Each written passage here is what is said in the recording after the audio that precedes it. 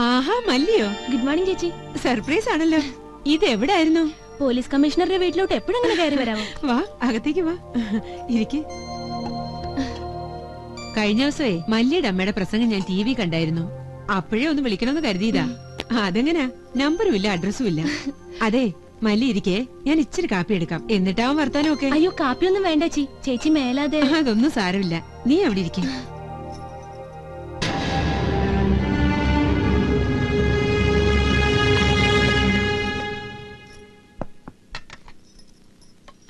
കൊള്ളാം, ഈ ചേച്ചിക്ക് വേറെ പണിയൊന്നും ഇല്ലഞ്ഞിട്ടാ അങ്ങോട്ട് മാറിക്കേ, ഞാൻ ചെയ്യാമേ.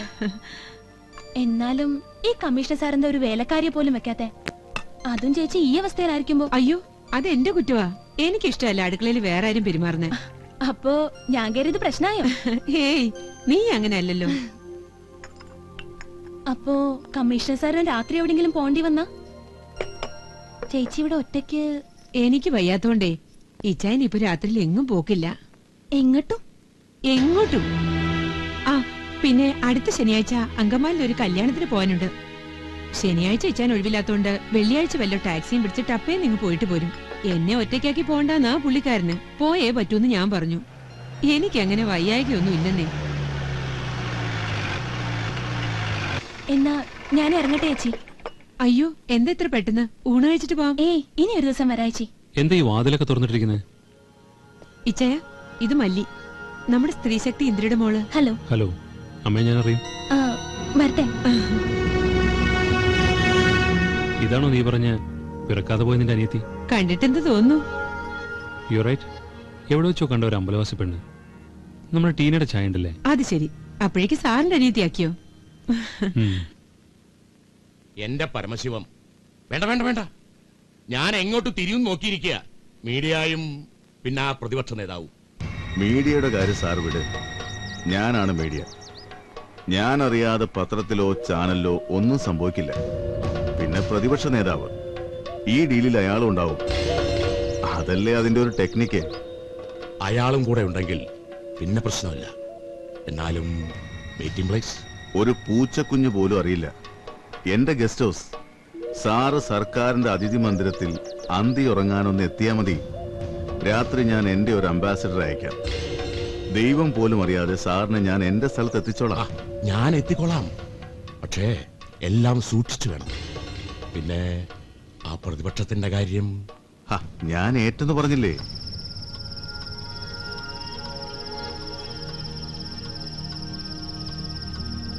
എന്താ ഇത്ര ആലോചന? ഏയ് ഒന്നുമില്ല. അതല്ല, എന്തോ ഉണ്ട്. ബൈ ദ പീപ്പിളിനെ പിടിക്കുന്നതിനെ പറ്റിയാണോ? ബൈ ദ പീപ്പിൾ അല്ല, അവരെക്കാൾ എത്രയോ വലിയ കൊമ്പന്മാരെ പിടിക്കുന്നതിനെ പറ്റി. വരുന്ന വെള്ളിയാഴ്ച, അതായത് 13-ാം തീയതി രാജൻ മാത്യു ഒറ്റയ്ക്ക് പുറത്തു പോകുന്നുണ്ട്. വേണ്ട, ഇപ്പൊ തന്നെ മനുഷ്യന് ഒരു സമാധാനവും ഇല്ല. ഇനി കൊമ്പനെയും പിടിക്കണ്ട, വമ്പനെയും പിടിക്കണ്ട. അങ്കമാലിയിൽ ഒരു ബന്ധുവിന്റെ കല്യാണത്തിന് ഒരു ടാക്സിയിൽ പോലീസ് അകമ്പടി ഇല്ലാതെ. ഇല്ല സോഫി, പോകരുതെന്ന് നീ മനസ്സ് നൊന്ത് പറഞ്ഞാൽ ഞാൻ എങ്ങും പോയില്ല. പക്ഷേ അവരെ തളച്ചില്ലെങ്കിൽ അവർ ഈ രാജ്യം കഷ്ണം കഷ്ണമാക്കി വിൽക്കും. സാരില്ല, നമുക്കത് കണ്ടു നിൽക്കാം മറ്റുള്ളവരെ പോലെ. എറണാകുളം അങ്കമാലി റോട്ടിൽ കയറാൻ കമ്മീഷണർ വീട്ടിൽ നിന്ന് 3 വഴികളുണ്ട്. ഇതിലേത് വഴിക്ക് വരണമെങ്കിലും ബൈപ്പാസ് ടച്ച് ചെയ്യാൻ പറ്റില്ല. ഇനി ടൗണിൽ പോയിട്ടാണ് വരണമെന്നുണ്ടെങ്കിലും അവിടെ വരണം. ബൈപ്പാസിൽ നിന്ന് മെയിൻ റോഡിലേക്കുള്ള 4 കിലോമീറ്റർ ദൂരം രാത്രിയിൽ വലിയ വാഹന സഞ്ചാരമില്ലാത്ത റോഡാണ്. പൊയ്ക്കോ, നീ എവിടെ വേണമെങ്കിലും പൊയ്ക്കോ. വെറുതെ ഒന്നും പറയില്ലെന്ന് എനിക്കറിയാം. ഞാൻ നിറഞ്ഞ മനസ്സോടെ സമ്മതിക്കുന്നു. Thanks a lot. 13-ാം തീയതി വെള്ളിയാഴ്ച, നാളും തീയതിയും നന്ന്, പ്രത്യേകിച്ച് ഇങ്ങനൊരു കാര്യത്തിന്.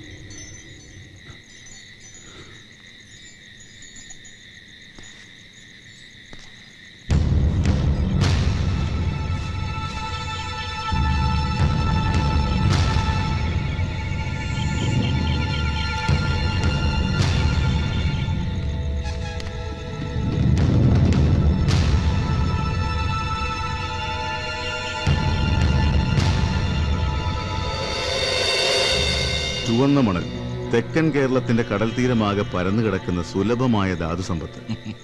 സ്വർണ്ണമണലാണത്, സ്വർണ്ണമണൽ. അന്താരാഷ്ട്ര വിപണിയിൽ ഓരോ മണൽത്തരിക്കും പൊന്നിനേക്കാൾ പ്രിയം, വൈഡൂര്യത്തെക്കാൾ വില. ഇതുപോലൊരു അവസരം ഇനി നമുക്ക് കിട്ടിയെന്ന് വരില്ല. കാര്യമൊക്കെ ശരിയാ, പക്ഷേ ഞാൻ പ്രൈവറ്റ് കോൺട്രാക്ട് കൊടുത്താൽ അപ്പനെ ഇയാള് മനുഷ്യക്കോട്ടയായിട്ട് വരും. പിന്നെ CMA, നമ്മുടെ സൂപ്പർ എക്സ്പ്രസ് ഹൈവേയുടെ കോൺട്രാക്ട് ഞാൻ പറഞ്ഞ അമേരിക്കൻ കമ്പനിക്ക് തന്നെയല്ലേ? ആ, അതിന്റെ പേരിലുള്ള എതിർപ്പുകൾ കുറച്ച് രൂക്ഷമാണ് പരമശിവം. Easy to handle.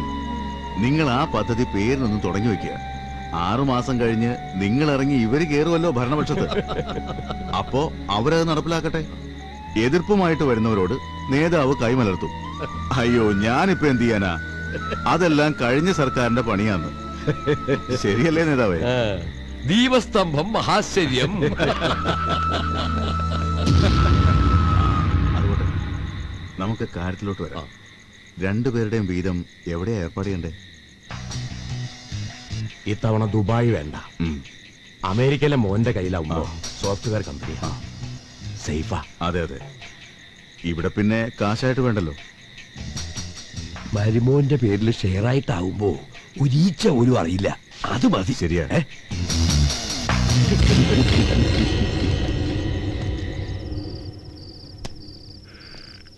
എന്താ രാജൻ ഈ അസമയത്ത്? മുഖ്യമന്ത്രിയും പ്രതിപക്ഷ നേതാവും ഒരുമിച്ചോ? I can't believe it. Anyway, താനിത് വലിയ റിസ്ക്കാ എടുത്തത്.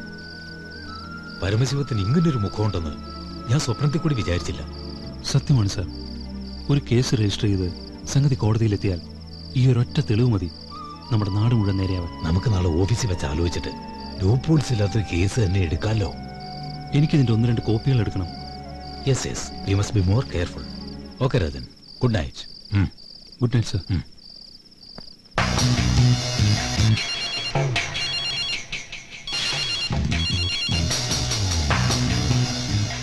ഹലോ. ഹലോ പരമശിവം.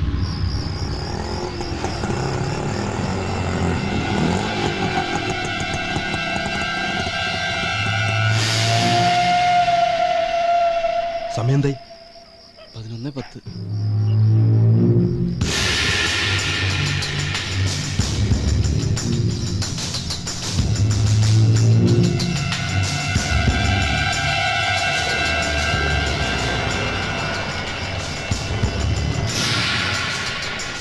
കാർ വന്നു. ഹലോ, കമ്മീഷണർ ഇപ്പൊ പുറപ്പെടും. Get ready.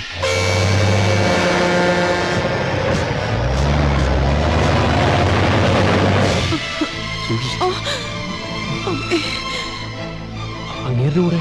അയ്യോ, അത് ചേച്ചിയാ. ഇനിയിപ്പോ എന്താ ചെയ്യാ?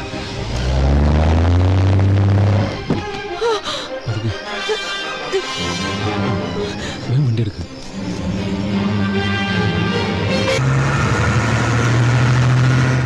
വിളിക്കേ.